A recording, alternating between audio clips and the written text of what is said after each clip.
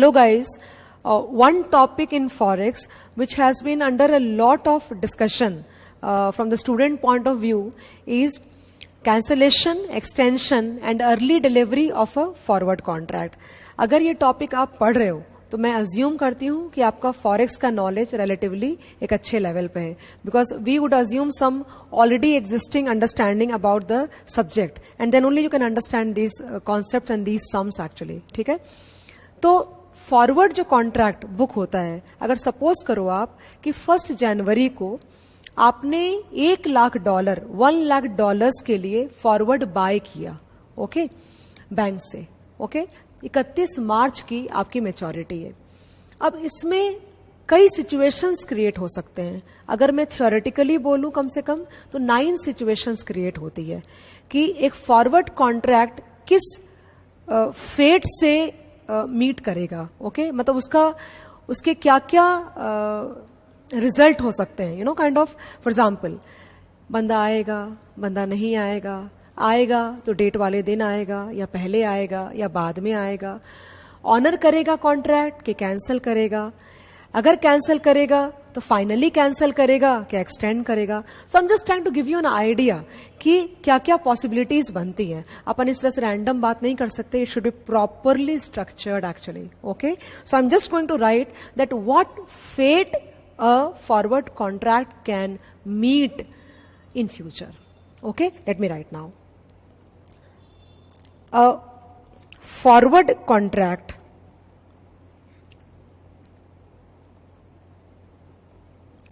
can meet either of the fate in future. Okay, first one, very very natural, is number 1, cancellation. Okay, अब cancellation में भी कई situation होंगे कि बंदा कब आता है कैंसिल करने के लिए. तो ब्रॉडली अपन बात कर सकते हैं कि 3 सिचुएशंस कैन अराइज. नंबर 1, बंदा ड्यू डेट के पहले आता है, कोई वजह रही होगी, कंसाइनमेंट डिफेक्टिव आया, समथिंग, ओके. सो अगर उसको माल वापस करना है तो वो फॉरवर्ड कॉन्ट्रैक्ट का क्या करेगा, राइट? तो naturally he has to cancel that, he can't keep that open. तो अगर 1 जनवरी को 31 मार्च के लिए आपने फॉरवर्ड बुक किया है, तो आप 31 मार्च के पहले अगर आते हो तो वो बोला जाएगा cancellation before due date. Before due date. Now अगर वो 31 मार्च को आकर के कैंसिल करता है, that will be called cancellation on due date. And अगर बंदा बाद में आता है तो बाद में, कितना बाद में, वो एक अलग पॉइंट बनेगा आपका. तो अगर 31 मार्च को उसकी ड्यू डेट थी, तो अगर वो 15 अप्रैल तक आता है तो उसकी कैलकुलेशन अलग तरह से करी जाएगी, और अगर वो 15 अप्रैल के बाद आता है तो उसकी कैलकुलेशन अलग करी जाएगी. Okay, so as of today I am trying to discuss कि अगर वो बंदा अपनी मैच्योरिटी डेट से 15 दिन तक के बीच में अगर आ जाता है तो क्या होगा, बैंक उसको कैसे ट्रीट करेगी, बैंक उससे क्या चार्जेस उस पे यू नो काइंड ऑफ उससे मांगेगी and all that. Okay, so यहां पे आ रहा है after due date. Okay, so these are the 3 situations in cancellation only. Then उसके बाद नंबर 2, extension. मतलब क्या हुआ कि आपको क्लाइंट की तरफ से इंफॉर्मेशन आई है कि आपका कंसाइनमेंट नहीं टाइम पे पहुंच पाएगा, वो डिले हो जाएगा. तो ऑब्वियस सी बात है, if your consignment is being delayed, then naturally you will not make the payment on the due date. Okay, so you would need to extend the maturity of your forward contract. But for that क्या process होगा and what will be the steps that will be taken care of, that we need to study. Okay, then again before due date,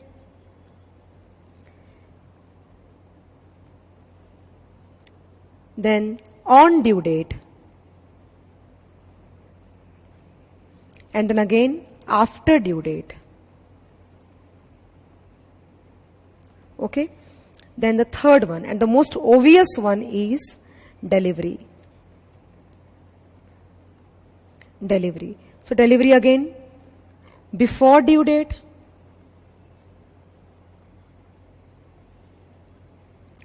on due date, okay, and after due date. अगर आप मुझसे summarise कराओगे ना सारा, तो मैं आपको क्या बोलने वाली हूं कि सबसे ओवियस वाला जो स्टेप है, सबसे and the by default understanding is this one, delivery and that too on due date. ये तो कोई प्रॉब्लम ही नहीं है.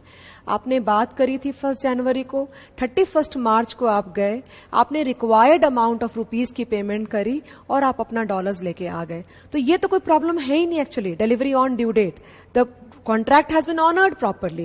The problem could be the other 8 ones actually. Okay, so अगर आप already forex पढ़ चुके हैं, because आपका सामने एग्जाम आ रहा है, तो मुझे लगता है कि this you would have already studied and this is easy. Then this you would have already studied. This is also very easy. The problem is this one. The problem is this one. Again, this is easy to manage. This is easy to manage and this is again a problem. Then here this is a problem and this is a problem. Okay, so today I am going to teach you, or I am going to take up one question where I will first deal with this and this, and then in the kind of in one more video I will try to deal with this also. Okay, so as of now guys, I am going to deal with cancellation after due date, then extension after due date, and then delivery after due date. ये एक question से मैं cover कर दूंगी आपके, और ये question already exam में आपके आया हुआ है. तो ओके, उसके बाद अर्ली डिलीवरी का अलग से क्वेश्चन हमें डिस्कस करना पड़ेगा in the next video. Okay fine, are you ready guys all of you? Okay, I am assuming that you have some basic knowledge of cancellation extension. These are more tougher parts actually, and that is why we are discussing this one. Let's take one question.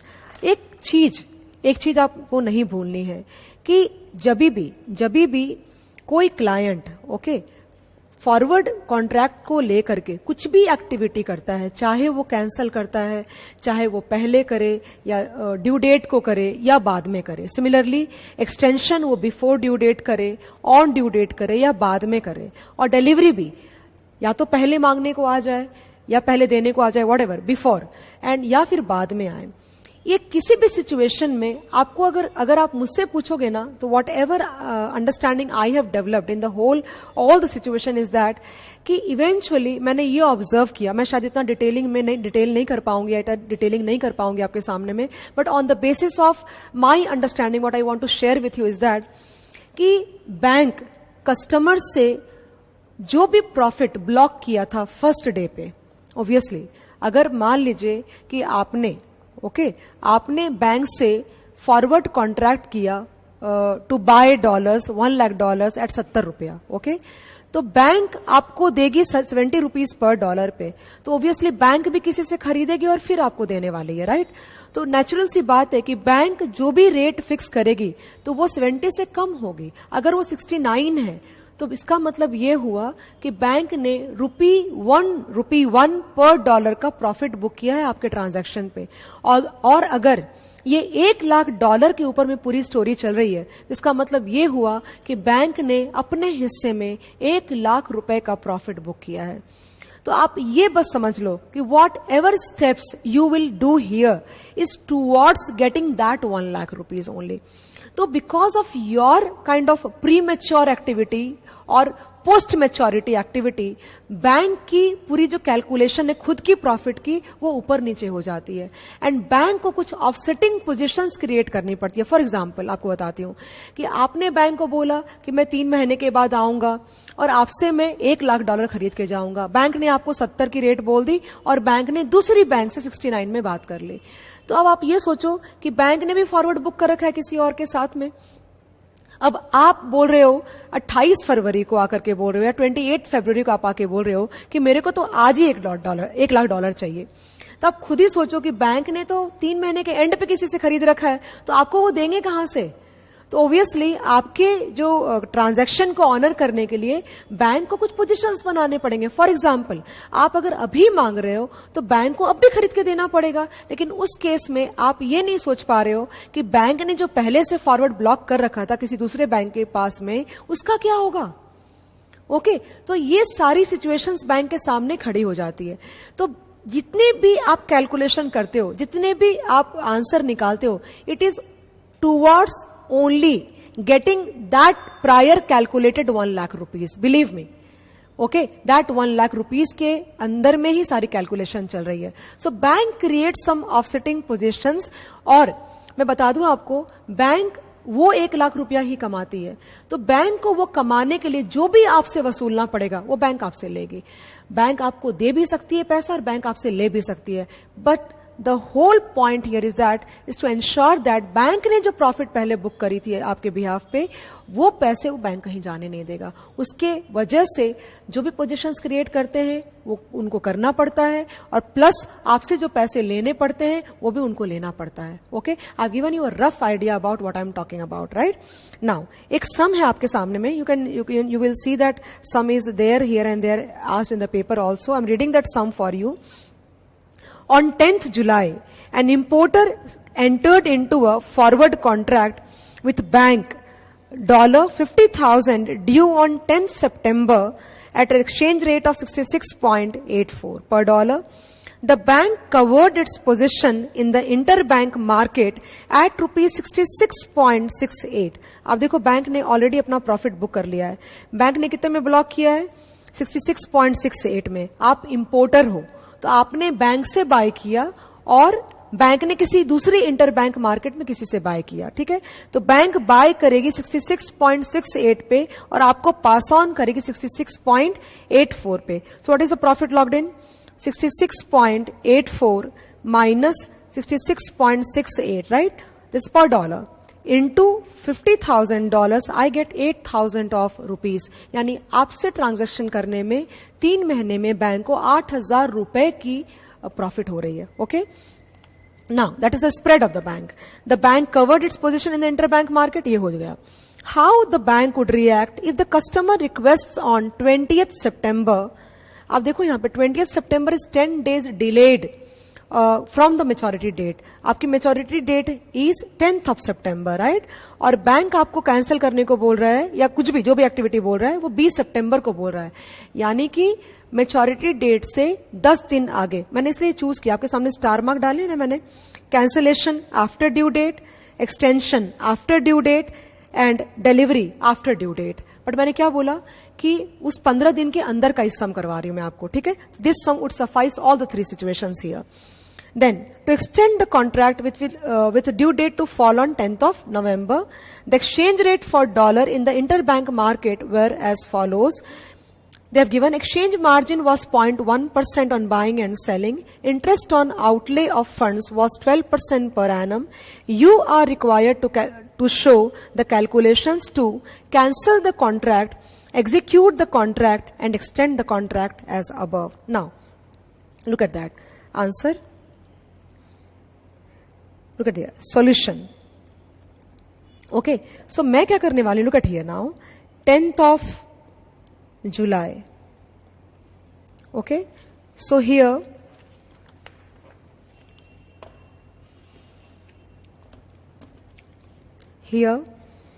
this is one interbank market. Okay, then there is your bank and then you are here customer.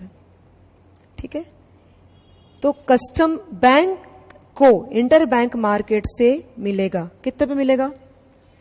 ये मिलेगा 66.68 पे, और bank देने वाला है हमें कितने rate पे? 66.84 पे, राइट ना? On 10th of September basically. अब यहां पे 10 सितंबर आ गया. 10th of September आ चुका है. ओके, यहां पे वापस इंटर बैंक में लूंगी और यहां पे मैं वापस से बैंक लूंगी. लेकिन let me tell you one thing, that इस क्वेश्चन के अंदर में कस्टमर 10 सितंबर को टर्न अप हुआ ही नहीं है.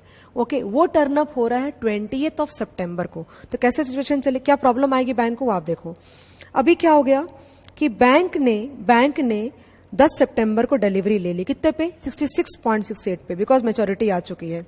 उसको लगा कस्टमर आएगा, ओके, ये इसने डिलीवरी बैंक ने ले ली। 66.68 पे कस्टमर आया नहीं, ओके। तो अगर कस्टमर नहीं आया तो बैंक क्या करेगी कि इसको मार्केट में सेल करना पड़ेगा। क्या करेंगे? We do not know when the customer will come. तो बैंक सेल करेगी इंटर बैंक मार्केट में, किस रेट पे? Sell, it will sell at the rate of 66.15। You can see that bid rate का रेट है, राइट है।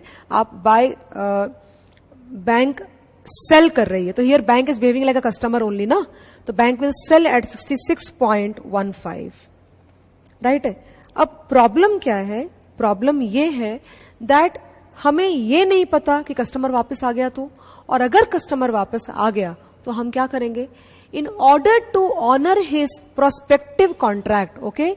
अब ये जो पैसे मुझे मिल गए, ओके, $50,000 मुझे 66.68 पे मिला और मैंने 66.15 पे हमने सेल कर दिया, ओके। लेकिन बैंक को यह भी डर लग रहा है कि अगर ये कस्टमर 4 दिन के बाद, 10 दिन के बाद, 20 दिन के बाद आया तो क्या करेंगे? बैंक इस एंटिसिपेशन को हेज करने के लिए क्या करती है? फॉरवर्ड बाय कर लेती है।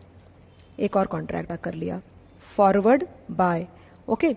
So here forward bye in the sense it will buy till the end of September only, because 15 दिन के बाद तो वैसे भी खत्म हो जाएगा ना सारा, ऑटोमेटिक कैंसिलेशन हो जाती है। अगर कस्टमर अपने ड्यू डेट से 15 दिन तक भी नहीं आता है तो उसका कॉन्ट्रैक्ट ऑटोमेटिकली कैंसिल हो जाता है, okay. So the calculations are more like complicated if he comes between the due date and the 15 days extended, okay. तो अगर वो 15 दिन के अंदर आया तो कहां से डिलीवरी कर पाएंगे? तो it buys forward, okay. Forward here look at there, सितंबर एंड का खरीदेगा वो, सितंबर एंड का खरीदेगा तो this rate will be 66.32। So buy at 66.32।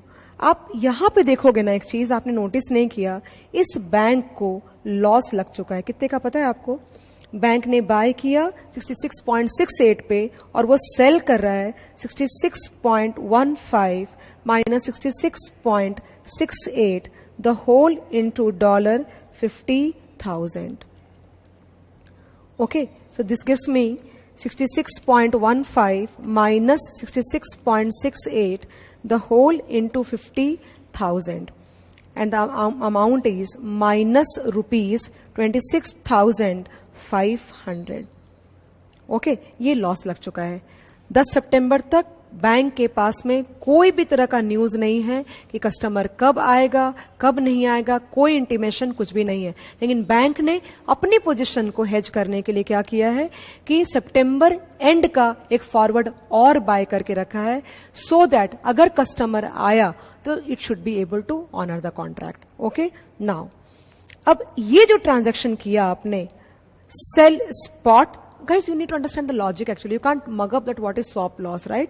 अब ये जो कस्टमर बैंक ने ये जो ट्रांजैक्शन किया कस्टमर की non honouring of the contract on 10 सितंबर की वजह से, sell spot and buy forward, ये अलग है, ये अलग है। ये है कि 66.68 पे मुझे खरीदना पड़ा और क्योंकि कस्टमर नहीं आया तो मुझे 66.15 पे बेचना पड़ा। तो ये बैंक को रियल लॉस 26,500 का और 26,500 का लग चुका है ऑलरेडी। लेकिन कस्टमर अपनी पोजीशन को हेज करने के लिए, तो आप देखो 2 ट्रांजैक्शन चल रहे हैं बेसिकली, राइट। और जो बैंक ने ये जो किया, selling a spot at 66.15 and buying at 66.32, this is called swap transaction from the bank. मैं बताऊंगी आगे आपको और ये क्या होता है। तो बेसिकली ये जो डिफरेंस है, selling at 66.15 and buying at 66.32, this is called swap loss. Will write it later on, don't worry. Now here on 20th of September, on 20th of September, bank suppose 20 सितंबर को अपन खड़े हैं और customer 20 सितंबर को आकर के बोलता है, अपन 1 by 1 will have to take, cancel the contract, okay. So यहां पे गाइस एक प्रॉब्लम क्या आएगी, बैंक क्या बोलेगा कि आपने पहले बाय किया था किस रेट पे? 66.84 पे. The customer has bought or had bought at 66.84. The bank will ask him to cancel by entering into a reverse contract at 65.96. That is a sell rate. Customer ने पहले buy किया है. He will enter into a reverse contract at the rate prevailing on that particular date, because maturity तो खत्म हो चुकी है. And on that date, the interbank rate of selling is 65.96. इसमें आपका TT margin का adjustment आएगा. 65.96 minus 0.1%. Okay, 65.96 minus 0.1% is 65.8940. Okay, so 65.8940 minus 66.84. Okay, into 50,000. So basically ये कस्टमर को लॉस लग गया कैंसिल करने का 47,298. I am sure guys you know what is a normal cancellation. अगर आपने बाय किया है और अगर आपको कैंसिल करना है तो you will enter into a reverse contract. Okay, क्योंकि बंदा ऑलरेडी मेच्योरिटी के बाद आया है 10 दिन के, तो उस दिन की जो स्पॉट रेट होगी उस पर वो रिवर्स कॉन्ट्रैक्ट में एंटर करेगा. पहले किया था बाय और अब करेगा वो सेल कैंसिल करने के लिए. तो सेल करने की रेट होगी 65.96 minus 0.1%. Okay, and the difference between the two will give him a loss of 47,298 to the customer. This amount will be debited from him. ये पैसे बैंक उससे रिकवर करेगा. ओके, और बट उसके अलावा बैंक को यहां पे अगर आप देखोगे तो 26,500 का लॉस बैंक कैरी कर रही थी. कब तक? 20 सितंबर तक. जब तक वो नहीं आया तब तक ये मैं बैंक हूं. ओके, मेरे अकाउंट में ये डेबिट बैलेंस चल रहा है. ओके, तो ये जो डेबिट बैलेंस, अब आप बोलोगे मैम बैंक ने 26,500 क्यों नहीं उससे रिकवर किया? 26,500 रिकवर नहीं करेगा ना, क्योंकि 26,000 के बदले तो 47,298 रिकवर कर रहा है. You didn't get my point what I'm saying that. I am saying that कि 26,500 अमाउंट बैंक कस्टमर से नहीं लेगा, क्योंकि बैंक ने जब अपना कैंसिल किया, kind of by buying at 66.68 and selling at 66.15 on the spot on 10th of September, तो बैंक ने कितने का नुकसान सहा? बैंक ने 26,500 का नुकसान सहन किया. तो जब बैंक ने 26,500 का नुकसान सहा है, बट कस्टमर से उसके बदले 47,298 रिकवर कर लिया ना, तो it will not take 26,500. But ये जो 26,500 का डेबिट बैलेंस चल रहा था बैंक के अकाउंट में बिकॉज ऑफ द कस्टमर, इसके ऊपर का ब्याज उससे जरूर वो रिकवर करेगा. ओके, सो एक वो पॉइंट हो गया. ओके, और कस्टमर से क्या लेगा? कस्टमर से वो लेगा swap loss. And the swap loss would be 66.15 minus 66.32, the whole into $50,000. And this is equal to 66.15 minus 66.32 into 50,000. That gives you 8,500 का loss. This will be definitely be recovered from the customer. Okay, so यहां पे आप बोलोगे ma'am क्या क्या हुआ? तो here the customer will enter into a reverse contract on 20th of September. तो बैंक कस्टमर से लेगा कैंसिलेशन का लॉस जो उसने रिवर्स कॉन्ट्रैक्ट में एंटर कराया कस्टमर को, वो प्लस लेगा स्वॉप लॉस और प्लस लेगा interest on the debit balance of 10 days. ये कस्टमर्स वो लोग रिकवर करने वाले. बिलीव मी गाइस, अगर मैं इस 47,000 को हटा दूं ना, तो और सिर्फ बैंक के लिए मैं अकाउंटिंग करूं, if I do the accounting only for the bank, believe me the whole calculation turns out in such a manner that eventually जो ये पैसे आपने कैलकुलेट किए थे ना यहाँ पे 66.84 माइनस 66.68 इंटू 50,000 कितना आया था? 8,000 रुपया. बैंक पता है आपको अल्टीमेटली 8,000 रुपया कमाता है और साथ में वो जो ब्याज है डेबिट बैलेंस पे उतना कमाता है. मतलब वो अपना 8,000 रुपया कस्टमर से जो उसने ऑलरेडी बुक किया था वो तो ले ही लेता है. Okay, that you have to realize. So all the calculations और all the offsetting positions that the bank creates it towards earning that 8,000. अगर आप बैंक के अकाउंटिंग जाके देखोगे तो, एंड उसके अलावा कस्टमर से जो वो पैसे लेता है वो कैंसिलेशन के लेता है, बट बैंक अपने 8,000 रुपए इस पूरी कैलकुलेशन में कहीं भी जाने नहीं देता. You have to realise that only. So you have to understand one thing, that bank customer से लेगा कैंसिलेशन लॉस नंबर 1, बिकॉज उसकी वजह से उसको ये करना पड़ा. ओके, तो वो लॉस लेगा, प्लस वो जो लॉस था उसके ऊपर 10 दिन का ब्याज लेगा और स्वॉप लॉस लेगा. Not more than that. Okay, so if you ask me कि ma'am can you solve this sum now one by one, so the question is point number one, they are asking me to calculate the rate, the rate of cancellation, the rate of cancellation for customer would be rupees 65.9600 minus 0.10%. That gives me 65.96 minus 0.1%. That gives you rupees 65.8940. Okay, they have rounded off, so I'm ignoring that rounding off. I'm doing directly only. Okay, now this is the rate at which the customer will cancel his original contract of 66.84. Number 2,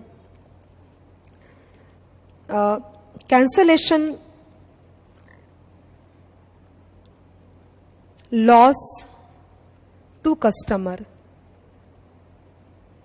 will be rupees 65.8940 minus rupees sell price minus buy price 66.8400, the whole into $50,000. Okay, and this will be minus 66.84 into 50,000. That gives me rupees 47,298. Now the third part, swap loss. So swap loss, you know what, जैसे ये swap loss, अगर मैं bank के accounting देख रही थी तो मैंने देखा जैसे ये स्वॉप लॉस बैंक कस्टमर से रिकवर करता है, वैसे ही बैंक की सारी ऑफसेटिंग पोजीशंस इस तरह से मैच करती है that eventually the bank earns 8,000 rupees. Okay, so this swap loss, that is why in every question of such kind, they're asking you to calculate the swap loss. तो swap loss में आपको ज्यादा दिमाग नहीं लगाना, आपको सिर्फ ये देखना है कि सेल स्पॉट बाय फॉरवर्ड, अगर इंपोर्टर का सम हुआ तो, और अगर एक्सपोर्टर का होगा तो buy spot and sell forward, उल्टा हो जाएगा. और आपको याद रखने के लिए मैं इजी कर देती हूं कि अगर कस्टमर नहीं आया तो जो करेंसी बैंक ने दूसरे बैंक से ली थी वो सल्टाना पड़ेगा मार्केट में तुरंत का तुरंत, बिकॉज मार्केट अगर वॉलेटाइल हो गया तो बैंक को बहुत लॉस हो जाएगा. तो जो करेंसी मैंने कस्टमर के लिए ली थी, कस्टमर आया नहीं तो मैंने वो मार्केट में स्पॉट में सेल कर दिया, लेकिन क्योंकि कस्टमर बाद में आ सकता है इसके लिए मैंने उसी मंथ की मैच्योरिटी का एक फॉरवर्ड बाय कर लिया कि अगर वो बाद में आया उस फॉरवर्ड से बाय करके कस्टमर को अपन डिलीवरी कर देंगे. That's how it works. That will be equal to, we have already calculated in the diagram, and that is 66.15 per dollar minus rupees 66.32 per dollar, the whole into $50,000. So that will give me 66.15 minus 66.32, the whole into 50,000.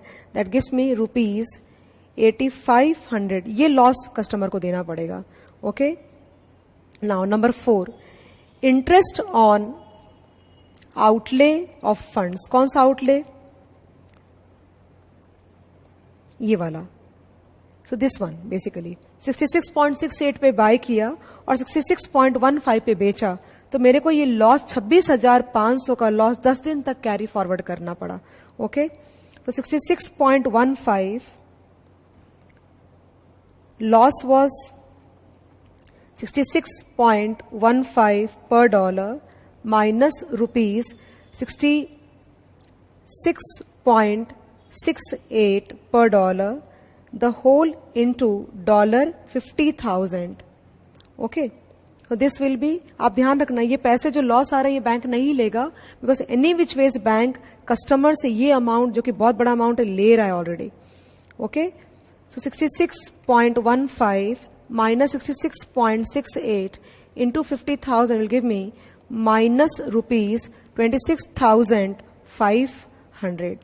Okay, so interest on outlay of funds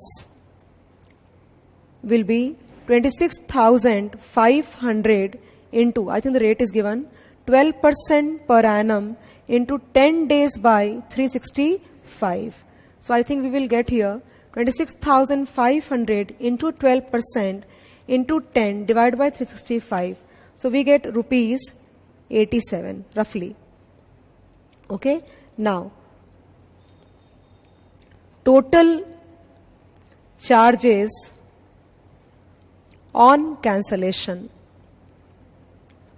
Total charges on cancellation will be number 1, cancellation charges. Cancellation charges आप देखो वहां पे एक amount आपने calculate किया था 47,298 rupees 47,298 ये customer से रिकवर करेगा. नंबर 2, स्वॉप लॉस भी अपन लेंगे. तो स्वॉप लॉस कितने का है? 8,500 का है.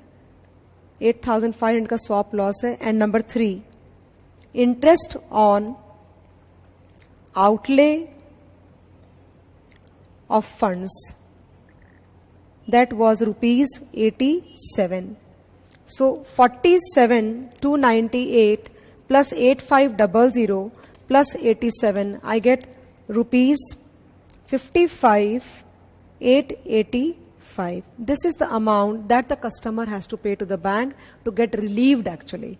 Okay, now एक बात आप ध्यान करो, अगर कस्टमर एग्जीक्यूट द कॉन्ट्रैक्ट, मतलब अगर बोलता है नहीं मेरे को डिलीवरी चाहिए $50,000 की, तो पहले तो ये सारे कैलकुलेशंस करेंगे अपन, और पहले जो पुराना कॉन्ट्रैक्ट था उसको पहले पूरा रफा दफा करना पड़ेगा, और उसको रफा दफा करने के लिए कस्टमर को 55,885 रुपीज बैंक को देना पड़ेगा. तो ये तो एक पार्ट हो गया. अब पूरी स्टोरी ओवर हो चुकी है पुरानी वाली, all things have been cleaned up now. लेकिन on 20th of September rate चल रही है 65.99 की. तो what the customer can do, he can buy $50,000 at the rate of 65.99 plus 0.1%. तो बेसिकली क्या हो जाएंगे चार्जेस, आप अगर एग्जीक्यूट करते हो तो आपके बी total charges on execution will be cancellation charges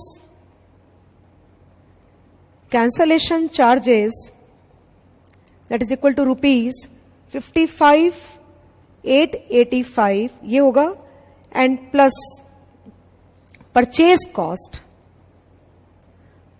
cost will be rupees 65.99 plus 0.10%, the whole into $50,000.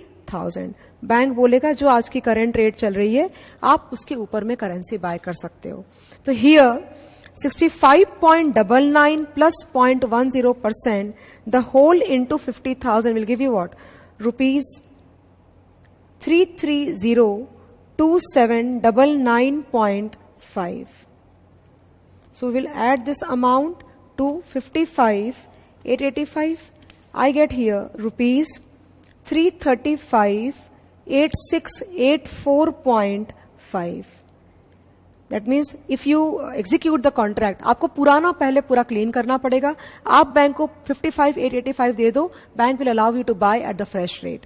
अगर आप एक्सटेंड करते हो, देखो लिखा हुआ है सब में, if it is extended till 10th of November, तब क्या होगा?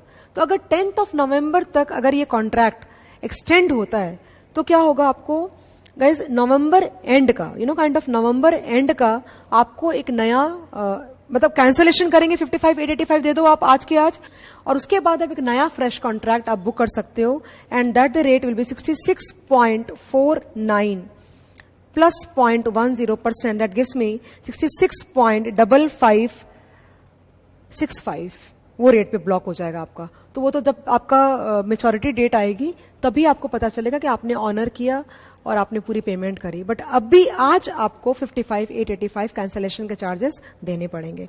तो सी, total charges on extension.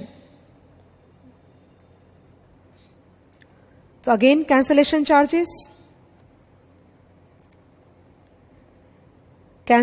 charges will be rupees 55,885 and new forward rate will be rupees 66.49 and plus 0.10%, that gives me equal to rupees 66.5565 per dollar. So this is your answer for this sum actually.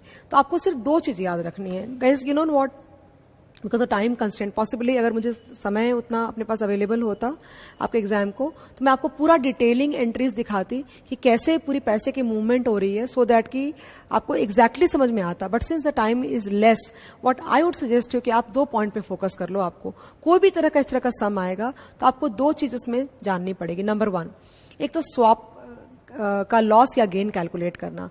अगर swap का loss होता है तो bank customer से recover करेगी, और अगर swap का गेन होता है तो बैंक कस्टमर को पैसे देगी। ओके, बट अगर मैच्योरिटी डेट के बाद होता है तो ये डिपेंड करता है बैंक के ऊपर भी कि वो जो भी गेन हो रहा है वो पास ऑन करेगी कि नहीं करेगी। बट सम्स में अगर गेन हो तो आप पास ऑन कराओ। ओके, और दूसरा, interest on outlay of funds. तो आपको उसके लिए मैं आपको 2 चीजें बता देती हूँ which you can hold on in order to do these category of sums, all of them almost. तो इसमें आपको मैं क्या बोलती हूँ कि ये जो होता है ना, ये वाला जो पार्ट होता है, इस पे आएगा आपका ब्याज। बिकॉज ये जो बैंक ने कैंसिल किया ना, कस्टमर नहीं आने, वो बैंक ने रिकवर कर लिया कस्टमर से। और स्वैप लॉस होता है उस दिन जो 2 ट्रांजैक्शंस होते हैं, बाय स्पॉट सेल फॉरवर्ड या sell spot and buy forward, वो स्वैप लॉस आपको कैलकुलेट करना पड़ेगा। ये 2 चीजें आप ध्यान में रखो, rest of them will be manageable with you. Okay, if you have a doubt you can definitely ask me. Thank you so much.